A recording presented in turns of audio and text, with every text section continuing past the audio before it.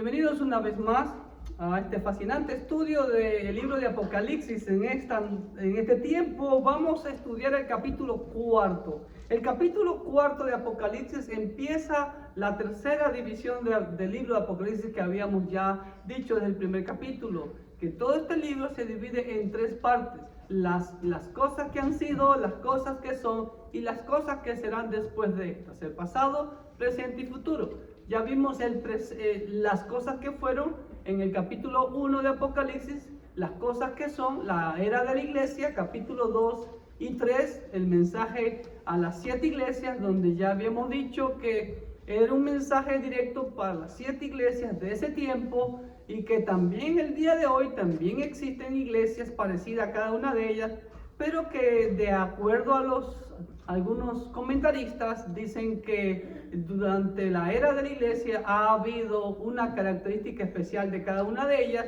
y que en este tiempo estamos viviendo la iglesia de la Odisea. Pero sin embargo también hay iglesias tipo Filadelfia dentro de este tiempo, pero que vendría a ser el remanente de la iglesia. Y ahora Juan cambia también de lugar. Ya no vamos a estar en la tierra. Ahora Dios lo va a llevar al cielo a ver esta visión celestial del trono de Dios, con la cual vamos a empezar en este tiempo. Versículo 1 dice así: después de esto miré y he aquí una puerta abierta en el cielo, y la primera voz que oí, como de trompeta, hablando conmigo, dijo: sube acá, y yo te mostraré las cosas que sucederán después de esta. Entonces vamos a ver ahí la visión que el apóstol Juan tiene. Es algo parecido, no a la visión, sino lo que realmente sucedió en el monte Sinaí. Todos sabemos lo que pasó en el monte Sinaí. El Señor estaba en la cumbre del monte, hubo trueno, relámpago, una voz como de trompeta, un sonido que iba en aumento, y Dios le da la orden a Moisés que suba al monte Sinaí. ¿Y para qué propósito? Para que arriba en el monte Dios le iba a entregar la ley para el pueblo de Israel. Pero en este caso va a ser algo parecido pero diferente, y ya vamos a ver por qué. Entonces, la primera frase que encontramos aquí es después de esto. La expresión después de esto quiere significar, permítanme que no me está funcionando el clicker, dame el otro, Kevin. Fallas técnicas. Traje este nuevo porque pensé que no servía el otro, así que vamos a... Gracias, Kevin. Entonces vamos a nuestra hojita. Después de esto miré y aquí. Son dos frases diferentes en el griego. Después de esto es metatauta, la expresión en griego, que significa que es una expresión o una fórmula, es un giro de transición para pasar de una visión a otra visión. Ya estaba viendo el mensaje, recibiendo el mensaje a las 7 iglesias, y ahora pasa a otro evento. Entonces la frase después de esto es un giro de transición para pasar de una visión a otra. Y la expresión miré y he aquí es una expresión de asombro, ¿no? Es como uno está viendo así, de pronto mira para acá y dice, y he aquí, ¿no? Lo que Juan ve, algo que le llama la atención, y por eso es una expresión de emoción. Ahora, dice, y he aquí una puerta abierta en el cielo. Ya habíamos visto en Apocalipsis, y específicamente en capítulo 3, dos puertas. Habíamos visto la puerta de la oportunidad que Dios le dio a la iglesia fiel, a la iglesia obediente de Filadelfia. Y ya vimos que esa puerta de oportunidad era en premio al buen trabajo que había realizado la iglesia de Filadelfia. Y ya habíamos visto que esa puerta de oportunidad era más trabajo, más oportunidad para expandir el reino de los cielos aquí en la tierra. Ahora, también vimos en Apocalipsis 3:20 la puerta del corazón humano, donde el Señor dice: aquí yo estoy a la puerta y llamo. Y si alguno abre, y oye mi voz y abre la puerta, entraré a él y cenaré con él y él conmigo. Recuerde que este versículo se lo está diciendo a la iglesia, aunque muchas veces vemos por ahí que lo toman en sentido evangelístico para los inconversos. Bueno, podría aceptarse, pero hay que connotar claramente que es a la iglesia que le dice que prácticamente despierte de esa apostasía en la que está. Y hoy en día es valedera ese llamado al corazón de las personas que decimos ser la iglesia para que despertemos. Pero esta puerta que Juan ve en el cielo es la puerta de la revelación que Dios le dará a Juan de las cosas futuras. Mire lo que dice, ¿no? Una puerta abierta en el cielo, y la primera voz que oí como de trompeta hablando conmigo dijo: sube acá y yo te mostraré las cosas que sucederán después de esto. Entonces, ¿se ven? Las cosas que sucederán después de estas, después de la era de la iglesia. Ya pasó la era de la iglesia, entonces ya esto es futuro, esto es escatológico, ¿ok? Entonces también vemos, por ejemplo, en Ezequiel capítulo 1 versículo 1, vamos a ver ciertos pasajes, y aquí vamos a leer todo el capítulo 1 prácticamente del libro de Ezequiel, porque la visión es parecida también a la de Ezequiel, con alguna diferencia que ya la vamos a ver. Aconteció en el año 30, en el mes cuarto, a los 5 días del mes, que estando yo en medio de los cautivos junto al río Quebar, los cielos se abrieron y vi visiones de Dios. Entonces, esa puerta abierta que Juan ve, que Dios le permite ver, es muy parecida a la expresión de que los cielos se abrieron. ¿Con qué propósito? Para ver algo que el Señor quiere mostrar, una revelación divina. Lo mismo vemos en Marcos 1:10. Mira lo que dice Marcos 1:10.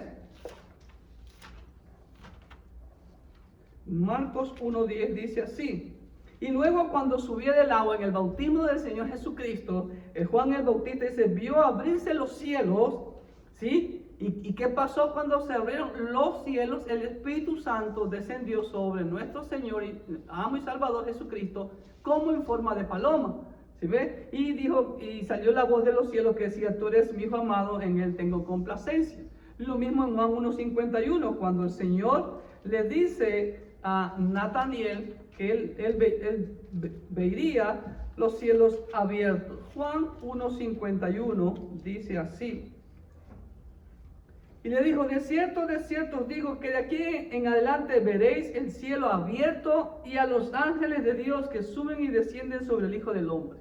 Entonces, cuando la Biblia dice eso, lo mismo en Hechos 7:56, en el apedreamiento de Esteban, dice que cuando Esteban estaba siendo apedreado, dice que él vio los cielos abiertos y vio al Señor Jesucristo a la diestra de Dios Padre. 7:56 literalmente dice así: y dijo Esteban, he aquí, veo los cielos abiertos y al Hijo del Hombre que está a la diestra de Dios. Y en 10:11 también vemos que se abrieron los cielos para bajar el lienzo con los animales en la visión que Dios le dio a el apóstol Pedro. Entonces vemos que esa puerta abierta o esa abertura de los cielos es para comunicar una revelación divina. ¿Ok? Entonces ese es el privilegio que Dios le está dando al apóstol Juan aquí. Y dice además, y la primera voz que oí como de trompeta. Recuerden lo que les he dicho. Aquí hay simbolismo, hay cosas literales, hay cosas que tenemos que entenderlas como parábola, hipérbole. Pero en este caso aquí vemos un símil. Aquí vamos a ver muchos símiles. La palabra como es un símil, algo parecido a, ¿ok? Algo semejante a. Entonces dice que la voz que escuchó primera fue como de trompeta. Ahora, ya había Juan escuchado una voz como de trompeta, ¿sí? ¿En dónde? Ahí mismo en Apocalipsis. Recuerde también que en el monte Sinaí también el sonido de la trompeta, del shofar, dice literalmente en hebreo, iba creciendo grandemente. Y la voz como de trompeta podría ser la voz del Señor. ¿Por qué? Porque en 1:10 de Apocalipsis mismo, dice Juan: yo estaba en el Espíritu en el día del Señor y oí detrás de mí una gran voz como de trompeta que decía: yo soy el Alfa y el Omega, el primero y el último. Todos sabemos que este fue, sí, claramente vemos que el Señor Jesucristo, pero aquí asumimos que puede ser Él por lo que ya vimos aquí en 1:10. Ahora, le da un mandato esa voz urgente en esa orden de subir al cielo para recibir la revelación del futuro. Lo mismo, la misma orden que se le dio a Moisés. En Éxodo 24:12, sube acá, ¿no? Ahora bien, también en Apocalipsis vemos esa frase, sube acá, como en 11:12, en 17:12, en 17:1, perdón, y 21:9. Pónganle un punto y coma ahí. 17:1 y 21:9 es la referencia. Ahora bien, la diferencia que cuando Dios le ordena a Moisés subir al monte Sinaí era para darle la ley de Dios al pueblo de Israel. En este caso ya no le va a dar una ley, ya vamos a ver más adelante, y de acuerdo a todo el contexto del siguiente capítulo y de todo el libro de Apocalipsis, sabemos que lo que viene aquí es la revelación de los juicios de Dios hacia la tierra. ¿Estamos? Entonces, desde este versículo, Juan ve todo desde el cielo. Sube acá y yo te mostraré las cosas que sucederán después de esta. Versículo 2 dice: y al instante, ojo, al instante, yo estaba en el Espíritu. Ahora bien, al instante, inmediatamente, fue como quien dice arrebatado. Ahora, ojo, Juan ya estaba en el Espíritu, como lo vemos en los versículos que acabamos de leer en Juan 1:10, perdón, Apocalipsis 1:10 dice: yo estaba en el Espíritu en el día del Señor. Ya estaba en el Espíritu, pero estaba en la tierra, así como Ezequiel estaba en el Espíritu, pero fue llevado en el Espíritu desde Babilonia hasta Jerusalén, pero estaba en la tierra. Ahora Juan pasa de la tierra al cielo, al instante, ¿sí? ¿Y qué vio? Pues dice: un trono establecido en el cielo, y en el trono uno sentado. O sea, una persona estaba sentada ahí. Entonces vamos a ver qué nos quiere decir esto. Al instante, el traslado de Juan al cielo es considerado, escuche bien, como algunos, como una representación simbólica del arrebatamiento de la iglesia. Es lo que algunos comentaristas dicen, ¿ok? Lo toman como eso. Entonces, de que el hecho de que Juan haya sido llevado al cielo, para estas personas, para estos comentaristas, para los que se inclinan para el rapto antes de la semana 70, ¿sí? Dice que la iglesia será arrebatada antes de que ocurran los eventos de la tribulación descritos desde los capítulos 6 al capítulo 19. Y según ellos, dicen que desde aquí no aparece la palabra iglesia, sino hasta Apocalipsis 22:16. Es verdad que hasta Apocalipsis 22:16 no aparece literalmente la palabra iglesia, pero sí podemos ver en varios pasajes entre este capítulo 4 hasta el capítulo 22, donde aparece la palabra iglesia, de que se da alusión a la iglesia por la palabra los santos, como por ejemplo en Apocalipsis 6. Voy a leerlo, me voy a adelantar un poco. El quinto sello, miren lo que dice: cuando abrió el quinto sello, vi bajo el altar las almas de los que habían sido muertos por causa de la palabra de Dios y por el testimonio que tenían. Y clamaban a gran voz diciendo: ¿hasta cuándo, Señor santo y verdadero, no juzgas y vengas nuestra sangre de los que moran en la tierra? Y el versículo 11 es la clave. Y se les dieron vestiduras blancas y se les dijo que descansasen todavía un poco de tiempo, escuche bien, hasta que se completara el número de sus consiervos y sus hermanos, que también habían de ser muertos como ellos. O sea, ¿dónde estaban esos consiervos y esos hermanos? En la tierra, que iban a ser muertos por causa del evangelio. Entonces, si eran hermanos, eran la iglesia, eran parte de la iglesia, ¿ok? Entonces, podría ser que, como algunos dicen, que la iglesia pasaría la gran tribulación. Podría ser que a estas personas que se refieren serían las personas que van a aceptar a Cristo durante la gran tribulación también. Y también vemos en Apocalipsis capítulo 13, cuando aparece la gran bestia, que los estudiosos dicen que es el Apocalipsis. El de Apocalipsis 13:7 dice así, que se le permitió hacer guerra contra los santos. ¿Quiénes son los santos? ¿No en la iglesia? Ahí está la iglesia. ¿Ok? Y también el versículo 9 dice, 10. Si alguno lleva en cautividad, va en cautividad. Y si alguno mata a espada debe de ser muerto. Aquí está la paciencia y la fe de los santos. Otra vez, la paciencia y la fe de los santos. ¿Será que, como algunos ya hemos presentado anteriormente, las diferentes posiciones con respecto al rapto? Recuerden que hay la posición post-tribulacionista, es decir, que la iglesia sí va a pasar la gran tribulación y que al final de la gran tribulación es que va a ser arrebatada y por ahí mismo baja la segunda venida del Señor. La otra posición, ya vimos la posición mesotribulacionista, que dice que a la mitad de la semana 70 de Daniel, la iglesia va a ser arrebatada. Y también está la posición pretribulacionista, pero hay dos posiciones en ella, que creen que algunos, que la iglesia va a ser arrebatada antes de que empiece la semana 70. Pero la otra posición es que la iglesia va a ser arrebatada antes de que empiece la gran tribulación, considerando que la gran tribulación será la segunda mitad de la semana 70 de Daniel, no todos los 7 años. Así que, y esta expresión que le hace guerra a los santos también puede significar que la iglesia haya sido arrebatada antes de la gran tribulación y sean las personas que quedaron aquí en la tierra o que quedarán aquí en la tierra durante la gran tribulación, que van a aceptar al Señor Jesucristo, que se dan cuenta, ahora sí me voy a arrepentir de verdad, y ahora tienen que perseverar hasta el final, porque ahí el que persevere hasta el final será salvo y no dejarse sellar o marcar por el anticristo. ¿Ok? Ahora bien, Juan ya estaba en el Espíritu, pero ahora está en el cielo. Una experiencia similar a la de Ezequiel y a la de Pablo. Ya, por ejemplo, miren lo que dice Ezequiel 11:1.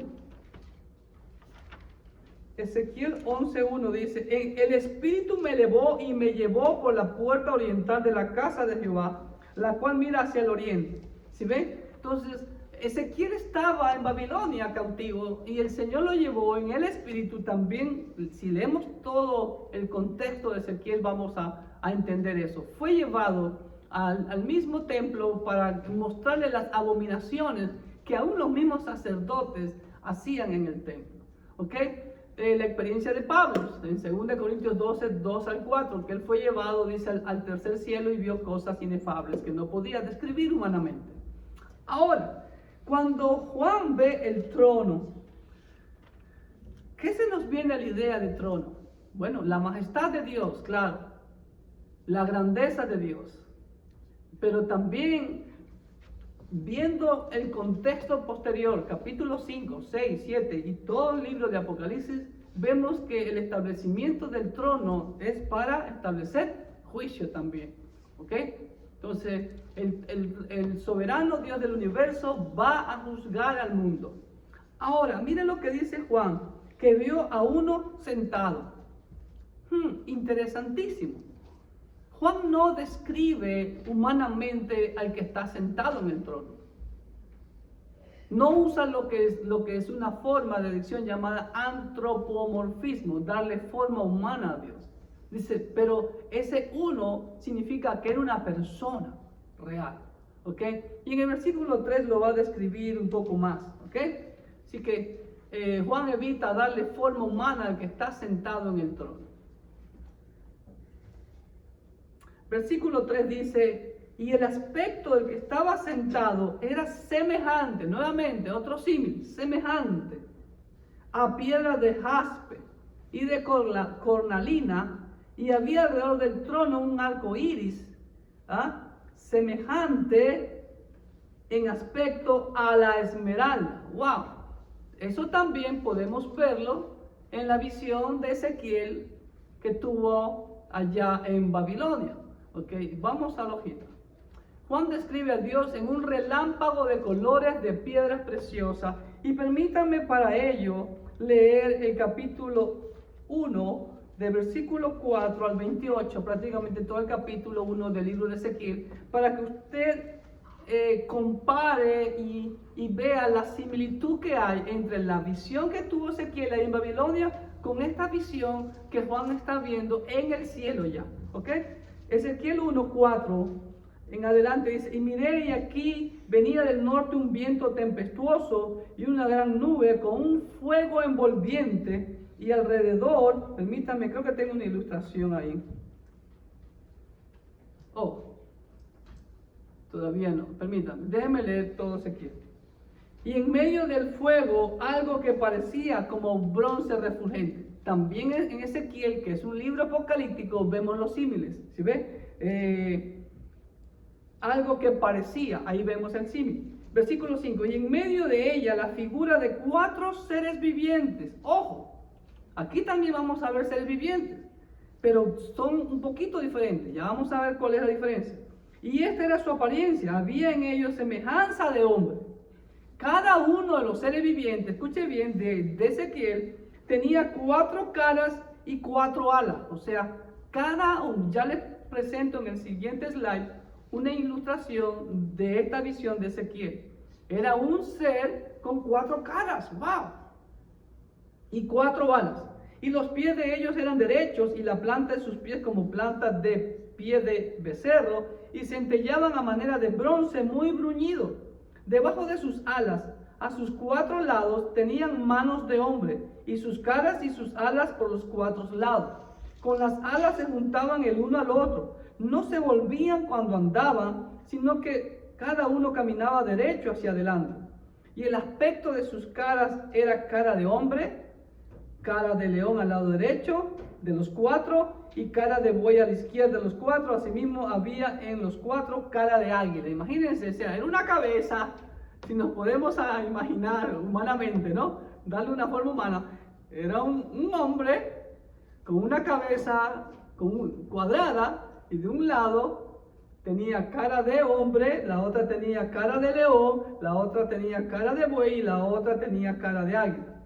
Así eran sus caras, y tenían sus alas extendidas por encima, cada uno 2, las cuales se juntaban, y las otras 2 cubrían sus cuerpos. Y ahí comienza, etcétera, etcétera, etcétera, de que se movían y etcétera. Pero me salto al versículo 26, que dice así: y sobre la expansión que había sobre sus cabezas de estos seres vivientes, se veía la figura de un trono que parecía de piedra de zafiro. ¿Sí ven la similitud?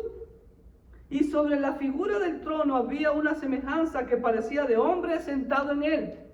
Aquí Ezequiel sí dice, parecía un hombre sentado en él.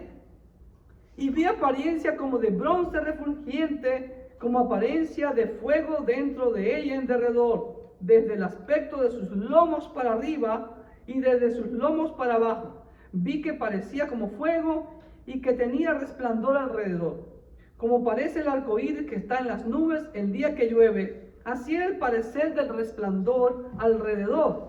Esa fue la visión de la semejanza de la gloria de Jehová. Y cuando yo la vi, me postré sobre mi rostro y oí la voz de uno que me hablaba.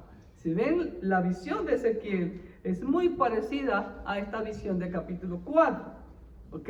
Entonces, sigo hablando en el versículo 3. Seguimos escudriñando. Y el aspecto al que estaba sentado era semejante a piedra de jaspe y piedra de cornalina, y había alrededor del trono un arco iris semejante en aspecto a la esmeralda. Entonces Juan describe en un relámpago de colores de piedras preciosas, las cuales simbolizan la deslumbrante gloria, los atributos, las excelencias y perfecciones de Dios.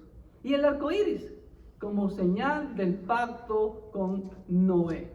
Puede representar la misericordia de Dios, escúcheme bien, a pesar de los juicios, claro que sí. Cuando ya avancemos en el estudio de este fascinante libro, vamos a ver los juicios que Dios va a derramar, pero aún en esos juicios futuros que Dios va a derramar, vemos la misericordia de Dios, porque no destruirá totalmente al planeta, al mundo, como en el tiempo de Noé. ¿Ok? Ahora, el jaspe era la primera piedra preciosa en el pectoral del sumo sacerdote. Rubén, el primogénito, significaba también esa piedra. ¿Ok? Entonces, habla también de santidad. La cornalina es la última piedra en el pectoral, que vendría a ser el último hijo de Jacob, que es Benjamín, ¿ok? Que habla de juicio. La diferencia de los apocalipsis judíos, tal vez usted no ha escuchado en la literatura apocalíptica judía, ellos usaron mucho los pasajes de la visión de Isaías en el capítulo 6, cuando Isaías ve los serafines, ¿sí? En capítulo 6, y también esta visión de Ezequiel 1, y los judíos que soñaban con tener visiones de Dios, algo parecido a lo de Isaías y a lo de Ezequiel. Pero la diferencia era de que estos judíos aumentaban en exageraciones y en fantasías el trono de Dios. Otro de los conceptos que hay que tener claro aquí, para poder entender un poco, es que para el judío el cielo era la bóveda, como una bóveda, ¿sí? Y ahí estaba Dios en esa bóveda y contemplaban el planeta plano, ¿ok? Entonces ellos creían que el cielo era como una bóveda, pero Juan ve como una puerta después de esa bóveda, por así decirlo, y lo que quiere dar a entender es que es mucho más allá los cielos de Dios y también la grandeza de Dios. No está limitada a esta atmósfera como los judíos lo creían. Y también vemos que los relatos apocalípticos del trono de Dios, de esta literatura judía apocalíptica, que por cierto no están en nuestra Biblia, porque no son inspirados por Dios, ¿sí? Son muy fantasiosos y también llevados por la vanidad de los tronos de los reyes en ese tiempo. Pero aquí vemos un trono sencillo, simple, porque así como dijo el apóstol Pablo, es la sencillez, la simpleza de nuestro Señor, en el sentido de que no es algo vanidoso ni jactancioso. ¿Ok? Lo importante es lo que Él es. ¿Estamos? Versículo 4. Dice así: y alrededor del trono había 24 tronos, y vi sentados en los tronos a 24 ancianos, vestidos de ropas blancas con coronas de oro en sus cabezas. ¿Ok? Ahí tomé esa ilustración. Era un círculo, dice, alrededor del trono. Podría ser un semicírculo, un círculo, lo que denota como una corte. ¿Ok? Entonces dice que vio 24 tronos, ojo, y sobre los tronos vio a 24 ancianos sentados. Esto también ha tenido algunas interpretaciones sobre quiénes son estos 24 ancianos. ¿Okay? Algunos creen que estos ancianos representan a las 12 tribus de Israel y los otros 12 a los 12 apóstoles del Señor Jesucristo. Otros creen que los 24 ancianos representan las 24 órdenes sacerdotales que David estableció para el servicio en el templo. Otros también creen que representarían las 24 órdenes de los levitas que tendrían que ministrar también en el futuro templo que Salomón iba a construir. ¿Ok? Vamos a nuestras notas. Pero otros creen que son seres celestiales. Y recuerde algo importante también. La palabra anciano la vemos en toda la Biblia. Vemos en el antiguo pacto que Dios estableció ancianos, como también en el nuevo pacto vemos que establecieron ancianos. ¿Ok? Y dentro de ellos, en el antiguo pacto también estaban los sacerdotes, que eran también considerados los que dirigían a cada grupo de estas órdenes sacerdotales. Se los consideraban ancianos y príncipes también. ¿Ok? Entonces, más o menos esa es la idea que connota esto. Entonces, del trono de Dios sobresalen estos 24 tronos. Algunos creen que estos ancianos representan a las 12 tribus de Israel y a los 12 apóstoles. Otros creen que son las 24 órdenes sacerdotales o levitas de Primera de Crónicas 24 y todo el capítulo 25 también. Otros creen que son seres celestiales nada más. ¿Okay? Ahora, las vestiduras blancas que representan pureza. ¿Okay? Pureza del juicio de Dios. El justo juicio de Dios, porque Dios no es injusto. Las coronas pueden representar la recompensa para los santos, pudiera recompensar, como también la condición de realeza, o también la autoridad de ejecutar juicio. Como les dije hace un momento, los sacerdotes, los líderes de los grupos sacerdotales eran considerados como príncipes también. El contexto presenta un cuadro de la organización de la autoridad celestial, o sea, se está colocando el juicio, así cuando se celebra un juicio en una corte, ¿no? Están ahí sentados, está el juzgado, está el juez y los abogados, el acusado, etcétera, etcétera, etcétera. ¿Ok? Entonces es un cuadro de la organización de la autoridad celestial. Vemos los poderes para ejecutar juicio, porque eso es lo que connota el resto del libro de Apocalipsis. Como les decía, muy diferente a en el monte Sinaí, que ahí fueron a recibir la ley de Dios para que el pueblo obedeciera. Versículo 5 dice así: y del trono salían relámpagos y truenos y voces, y delante del trono ardían 7 lámparas de fuego. Escucha bien. Y las cuales son los 7 espíritus de Dios. Primeramente vamos a la primera frase. Una similitud nuevamente con el otorgamiento de la ley de parte de Dios a Israel en el monte Sinaí. La primera frase: del trono salían relámpagos y truenos y voces. ¿Ok? Entonces, vamos a la hojita. Los relámpagos, truenos y voces hacen referencia a la promulgación de la ley en el monte Sinaí. Éxodo 19:16 dice que salía relámpagos, truenos. Permítanme leerlo literalmente en Éxodo 19, versículo 16. Aconteció que el tercer día, cuando vino la mañana, vinieron truenos y relámpagos y espesas nubes sobre el monte, y sonido de bocina muy fuerte, y se estremeció todo el pueblo que estaba en el campamento. La palabra bocina ahí en hebreo es shofar. ¿Okay? Ahora, en este caso, la mención de los relámpagos y truenos que salen del trono señalan la ira judicial.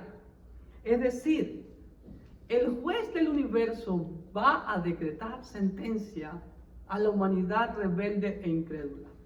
Ahora bien, la siguiente frase de este versículo 6 puede confundir a muchos. Dice 7 lámparas de fuego, las cuales son los 7 espíritus de Dios. Ok, ¿cuántos espíritus de Dios hay? Todos conocemos que está el Espíritu Santo, que es parte de la deidad, del Dios Trino. Pero aquí dice 7 espíritus de Dios. ¿Qué quiere decir eso? Bueno, ya hemos mencionado algunas veces que el número 7 es el número de Dios, significa el número de lo completo, el número de la plenitud de Dios. Que las 7 lámparas son referencia a la perfección del Espíritu Santo. Es ese espíritu completo, como dice Isaías 11:2. Miren lo que dice.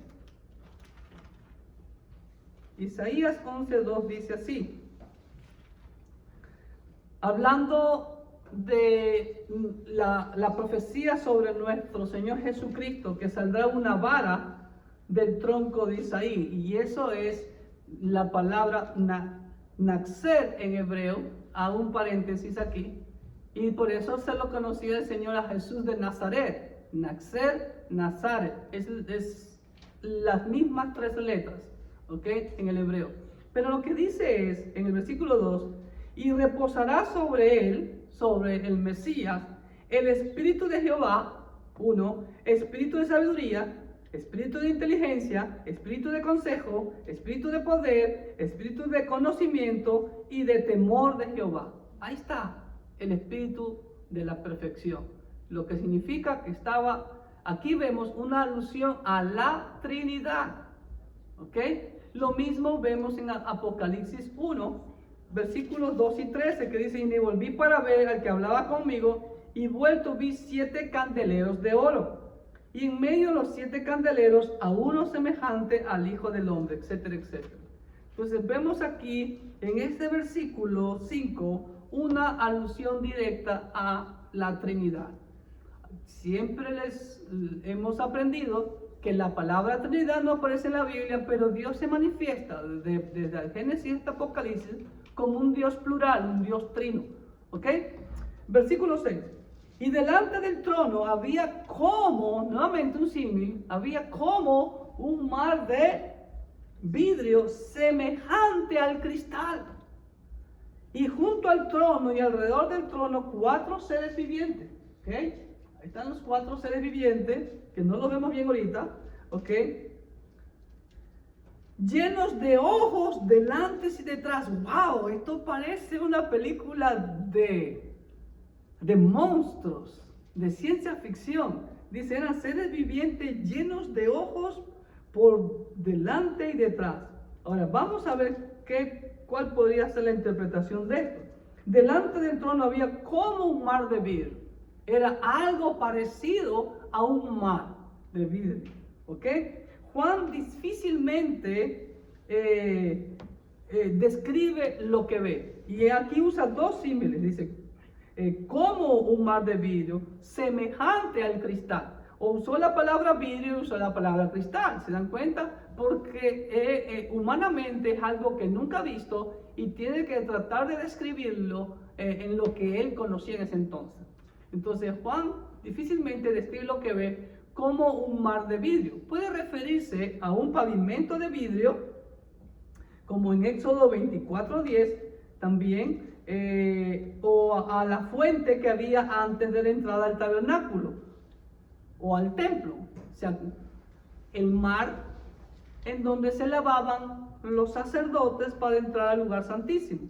Lo mismo vimos en Ezequiel 1:26, había como esa, voy a leerlo nuevamente, Ezequiel 1:26 dice, y sobre la expansión que había sobre su cabeza se veía la figura de un trono que parecía de piedra y zafiro, y sobre la figura del trono había una semejanza que parecía al hombre sentado a él.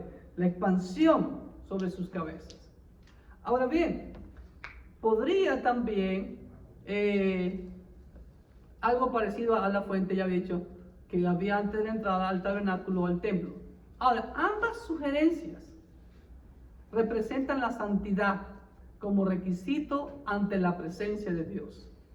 Recuerden que, so pena de muerte, todo sacerdote, para poder entrar al lugar santo solamente, tenía que siempre lavarse en la fuente que estaba antes de entrar al tabernáculo o al templo.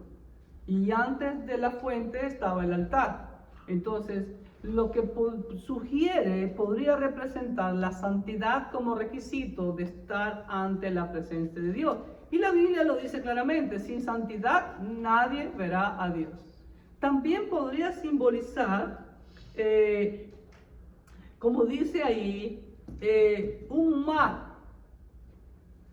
Recuerden que en ese tiempo, para los habitantes del mundo antiguo, creían que después de España estaba ese inmenso mar que no tenía fin, o que caían los barcos en forma vertical, porque recuerde que la gente concebía a la tierra en forma plana.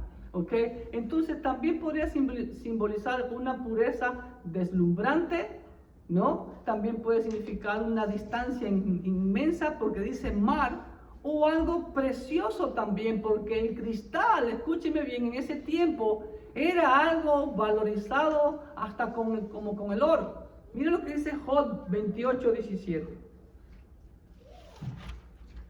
Job 28:17 dice así: el oro no se le igualará ni el diamante, ni se cambiará por alhajas de oro. ¿Ok? Pero aquí dice claramente en el hebreo por el cristal. Y todos sabemos que el diamante es un cristal. Así que puede ser un mar de diamante. ¡Wow!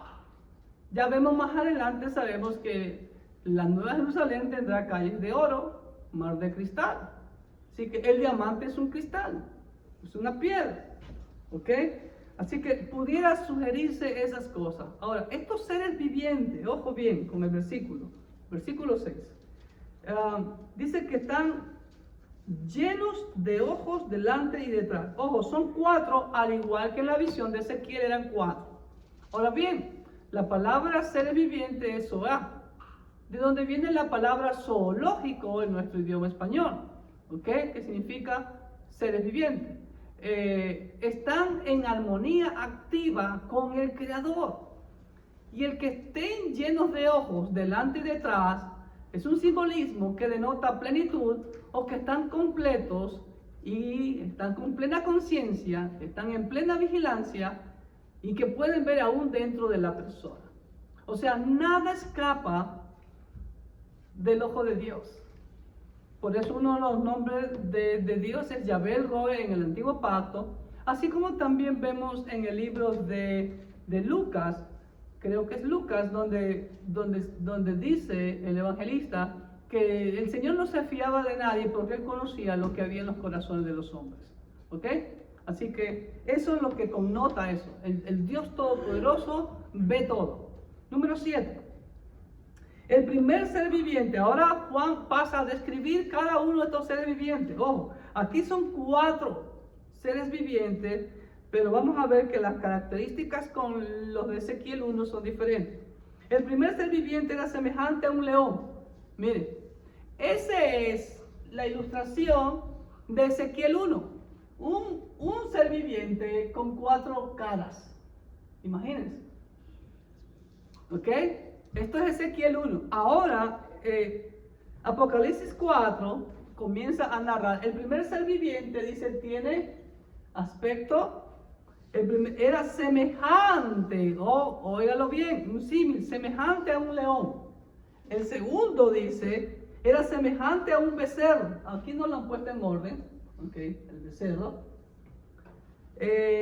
Y estaba buscando ilustraciones y no encontré ni una con ese orden que está en el versículo 7. El tercero tenía rostro como de hombre, ¿ok? Como de hombre, todo es símil. Y el cuarto era semejante a un águila, pero volando, o sea, con las alas abiertas, ¿ok? Ahora bien, vamos a tratar de describir estos seres vivientes. También ha sido, este versículo ha sido de muchas interpretaciones. Se podrían dar algunas interpretaciones, de hecho. Vuelvo y repito, cuando hablamos de Apocalipsis, podría ser, posiblemente, quizás, tal vez. ¿Ok? Ahora, Juan trata de describir estos seres vivientes parecidos a los seres vivientes de Ezequiel capítulo 1 que ya le leímos. Pero la diferencia es que estos seres vivientes de Apocalipsis tienen 6 alas. Recuerde que los de Ezequiel tenían 4 alas y tenían 4 caras, perdón. Pero acá cada ser viviente tiene una sola cara, ya sea de león, de becerro, de hombre o de águila volando, pero tiene 6 alas. Algunos lo asocian con la grandeza, con la fuerza y la belleza de la naturaleza, porque todos son cosas creadas, y se refieren y dan como cita el Salmo 19.1, todos lo conocemos, ¿no? El firmamento anuncia la obra de sus manos, ¿no? Los cielos, Salmo 19.1 dice: los cielos cuentan la gloria de Dios y el firmamento anuncia la obra de sus manos. Un día emite palabra otro día y una noche otra noche declara sabiduría, etcétera, etcétera. El Salmo 103.22 también, mire lo que dice. Salmo 103.22 dice así: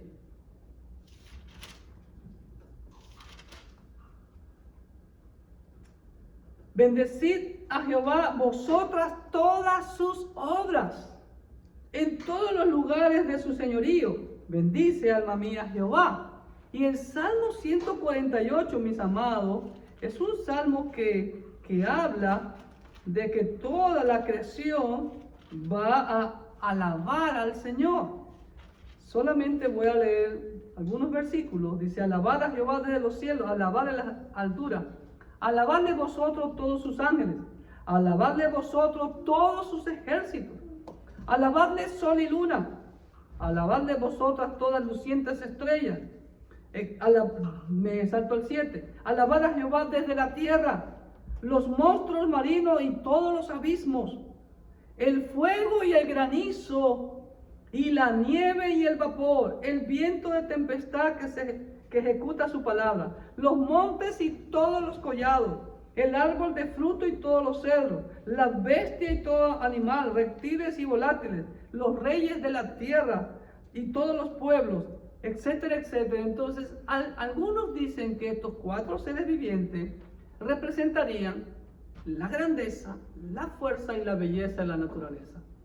Otros lo asocian con las características de nuestro Cristo resucitado y que está representado en los 4 evangelios. El que empezó con esta interpretación fue uno de los padres de la iglesia llamado Ireneo, allá por el año 170 después de Cristo. Él dice, y ya les voy a poner también en el siguiente slide, lo que otros padres de la iglesia consideraban también de acuerdo a los 4 evangelios, pero con diferencias, claro está. Pero creemos que el primero es el semejante a un león, habla de la fuerza. ¿Quién es el león? Es el rey de la selva. ¿Y quién es el león de la tribu de Judá? Cristo Jesús. Entonces, por eso, y yo me inclino también a esa interpretación, ¿no? Entonces, el león habla de fuerza, de majestad y de realeza, ¿sí? Recuerde que de la tribu de Judá venían los reyes de Israel, ¿ok? Y Mateo 18:23, ¿qué nos dice Mateo 18:23? Miren lo que dice. Dice así: por lo cual el reino de los cielos es semejante a un rey que quiso hacer cuentas con sus siervos. ¿Okay? El segundo, semejante a un becerro. ¿Qué es un becerro? Es un animalito. Sugiere vitalidad. Se lo usaba para los sacrificios el becerro. Resistencia. También significa trabajo. ¿Ok? Entonces, si era para el sacrificio, ¿a quién representaría? Dicen, a Cristo. Como el siervo sufriente. Allá en Marcos 10, 43, 45 dice claramente: porque el Hijo del Hombre no ha venido para ser servido, sino para servir y dar su vida en rescate por muchos. Esa es una de las características del Evangelio de Marcos. ¿Okay? Ahora, el tercero solo le describe el rostro como de hombre. Como de hombre. Destaca personalidad, destaca inteligencia, sensibilidad, voluntad, capacidad para ejercer autoridad también. Aquí algunos comentaristas también dicen que, habla de la encarnación de nuestro Señor Jesucristo como hombre, ¿no? Que tomó, como dice Pablo en Filipenses capítulo 2. Y el libro de Lucas dice claramente, y lo llama después de Mateo. En Mateo aparece la frase Hijo de Hombre 32 veces. En Lucas, que le sigue, aparecen 26 veces. Pero todos concuerdan, los padres de la iglesia, que Mateo describe a Jesucristo como rey. ¿Ok? Entre Marcos y Lucas es el detalle.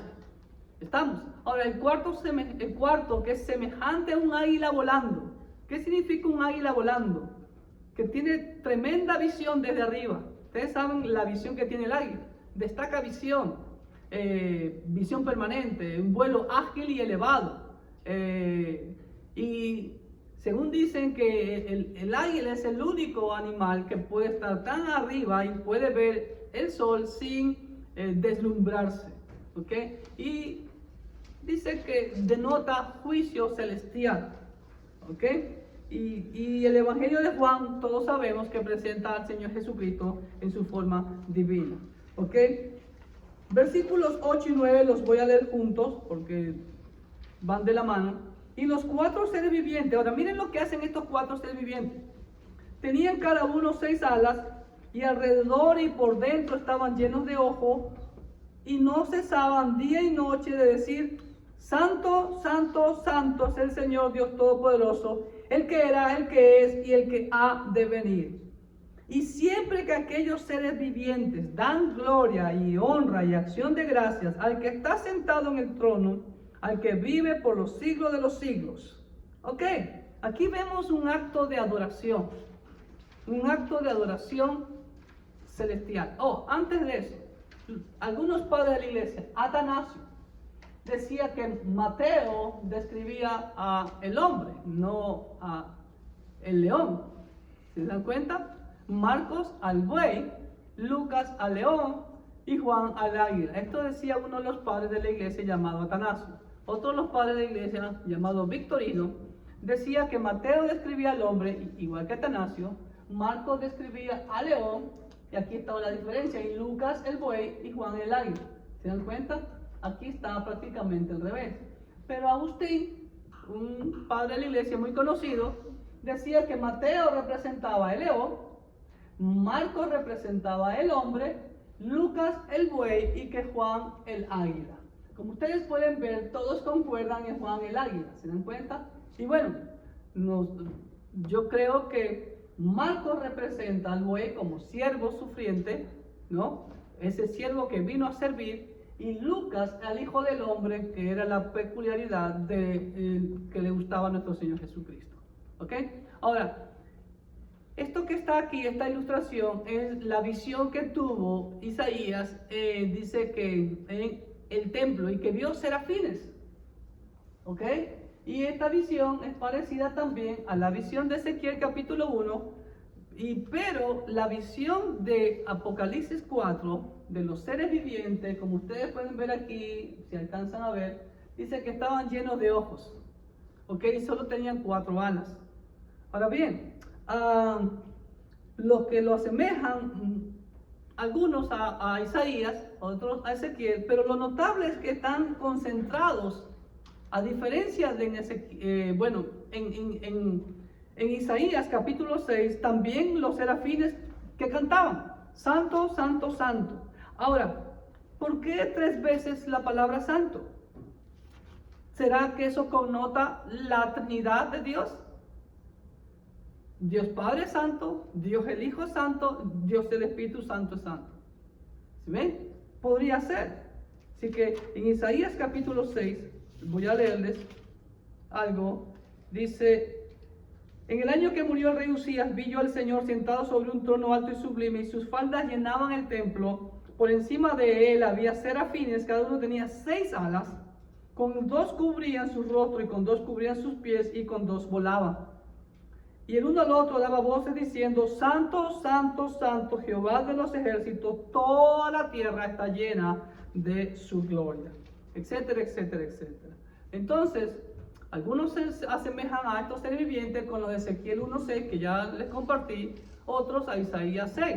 Pero lo notable de ellos es que están concentrados. Ahora, miren lo que dice el versículo 8. Dice que no cesaban de día y noche de decir: Santo, Santo, Santo. ¡Wow, hermano! No cesaban. Humanamente hablando, 24 horas al día estaban cantando al Señor. Una adoración incesante al Creador del universo. La doxología o la adoración, ¿no?, recoge 3 atributos de Dios. Miren lo que dice: Santo, Santo, Santo. La santidad de Dios. ¿Qué más dice? Es el Señor Dios Todopoderoso, la omnipotencia de Dios. El que era, el que es y el que ha de venir. ¿Qué significa eso? La eternidad de Dios. ¿Estamos? Ahora, estos seres vivientes tienen tareas que los vemos en otras partes del libro de Apocalipsis. Invitan a aparecer en escenas a las terribles manifestaciones de la ira de Dios. Como por ejemplo en capítulo 6, versículo 1 dice así: Vi cuando el Cordero abrió uno de los sellos, y oí a uno de los 4 seres vivientes decir como con voz de trueno: ven y mira. ¿Se da cuenta? Aquí participan los seres vivientes. En el versículo 7 también. Cuando abrió el cuarto sello, oí la voz del cuarto ser viviente que decía, ven y mira. ¿Ok? Y también en otras partes de Apocalipsis, uno de los seres vivientes le entrega a los 7 ángeles las 7 copas de la ira de Dios, allá en Apocalipsis 15:7. Entonces, no solamente están adorando, sino que también sirven al Señor. Ahora, estos seres vivientes, algunas personas los han asociado con los querubines de Ezequiel. Todos sabemos y hemos visto la palabra querubines. La primera vez que lo vimos fue en el Edén, cuando Dios puso querubines con una espada para proteger el fruto de la vida. También vemos que Satanás era un querubín. Entonces, lo que sí hay que entender es que estos seres vivientes, que no sabemos si son los mismos que los querubines, están cerca del trono de Dios y están encargados, por así decirlo, de la protección del trono de Dios. Son los más cercanos a Dios. ¿Ok? Número 10 y 11. Oh, falta ahí. Estos seres dirigen la alabanza universal, dando alabanzas al Señor en 4 aspectos.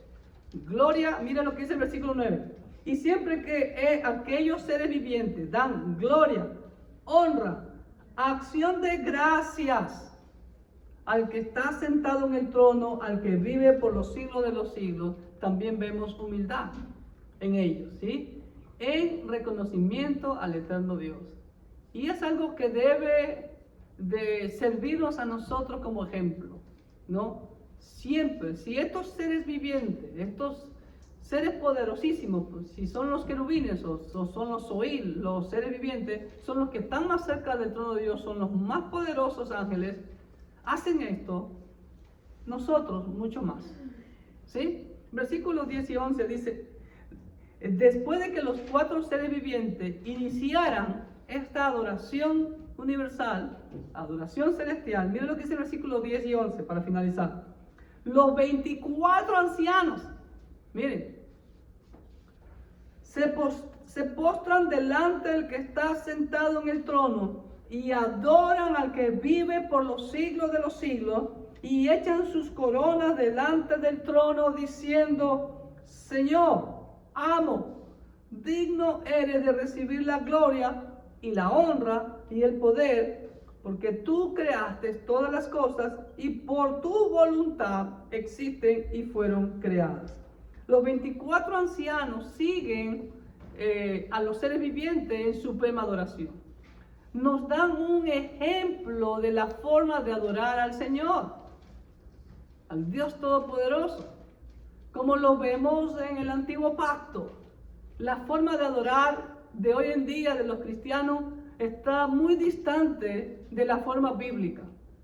Tanto en el Antiguo Pacto, como ustedes pueden ver en el futuro, en el cielo, vamos a hacer eso, a postrarnos en sumisión al eterno Dios, al Rey de Reyes y Señor de Señores.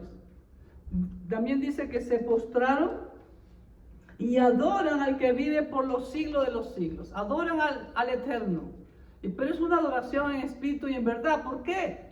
Porque le dan reconocimiento, se sacan sus coronas, escuche bien, y las ponen delante de Él en reconocimiento de que solamente Dios es digno de toda gloria. ¿Se dan cuenta? Las coronas, como ya los dije hace un momento, podrían ser las recompensas, o los premios, los galardones que vamos a recibir, que nos dicen algunos libros en el antiguo, en el Nuevo Pacto, las cartas de Pablo, Pedro también, ¿ok? Entonces todo eso va a ser depositado a los pies del único que merece toda la gloria, que es digno de ella, el Señor Jesucristo. ¿Y cuál va a ser nuestra corona? La vida eterna, como dice la Escritura. Estar en la presencia del Señor, lo más maravilloso por toda la eternidad. Y terminando este punto, la adoración de los ancianos tiene diferentes aspectos. Número 1, miren lo que dice el versículo 11. Señor, eres digno. ¿Por qué es digno de recibir toda la gloria y la honra y el poder? Porque tú creaste todas las cosas. El plan de Dios es total, todas las cosas. Número 2, Dice, y por tu voluntad existe. Expresan el propósito supremo, la voluntad de Dios. Ya hemos dicho hasta la saciedad. ¿Por qué la iglesia de Filadelfia fue halagada por el Señor? Porque estaban dentro de la voluntad de Dios. La iglesia tiene que hacer la voluntad de Dios, no la voluntad del pastor ni la voluntad de la congregación. Es la voluntad de Dios. El propósito supremo. Número 3, existen todas las cosas y fueron creadas. Existen la potencialidad de todas las cosas. Existen. No es algo ficticio. Y por último, fueron creadas. El poder de Dios como único creador y sustentador del universo. Y esto nos sirve, nos anima a este capítulo 4. Esta visión que Juan la describe en una forma humana y en su tiempo, era un aliciente para la iglesia en ese tiempo y también para la iglesia actual. Primeramente, saber, amados hermanos, de que Dios va a establecer un límite a este tiempo, porque van a venir después otras cosas. ¿Y cuáles son las otras cosas? El juicio.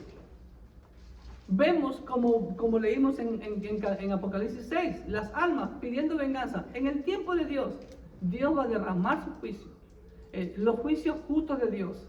Y eso nos hace ver que a pesar de que no veamos justicia en estos momentos, hay tanta injusticia y también tanta injusticia contra la iglesia, todo, absolutamente todo va a ser juzgado. Y lo que debemos es mantenernos firmes en constante adoración como los seres vivientes, sin cesar, en una adoración en espíritu y en verdad. Que Dios le bendiga grandemente.